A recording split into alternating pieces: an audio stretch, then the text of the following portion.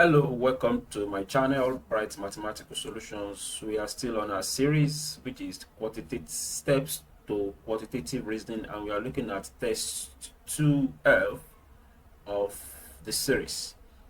Today we have this example and we have this exercise that follows. X1 equals 1, S2 equals 1 plus 2 equals 3. S3 equals 1 plus 2 plus 3 equals 6. S4 equals 1 plus 2 plus 3 plus 4 equals 10. So it follows that order, that sequence. So for S5 it will be 1 plus 2 plus 3 plus 4 plus 5. So that is how to follow through the series. Just simple and straightforward. Now there is a very easy way to get that series in that order. For me now, if I want to get S5, rather than adding 1 plus 2 plus 3, I will just take the previous one and I'll add 5 to it. This will give me 15. So my S6 will now give me 6 plus 15, which is 21. So my S7 will now be 28.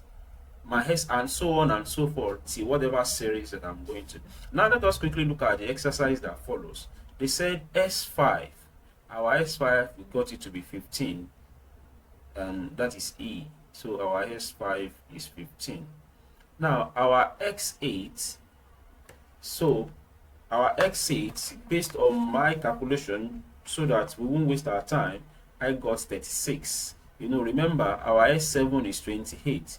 So just add 8 to it, and that will give you 36. So the next one is S12 minus S8. So our S12 is said to be 78, and then our S8 is 36. So if you subtract it, it will give you 42. So our answer here is D.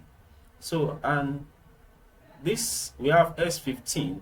So S15 gives us 120 plus S3, we are already given S3, which is 6. So our answer is B, which is 126. And there is another one which is not on this board, which says S9 divided by S10. So our S9 is said to be 45, while our S10 is said to be 55. So, and that is our final answer. And in the exercise, the answer is C.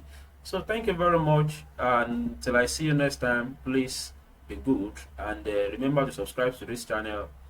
And I'll see you next time. Thank you very much.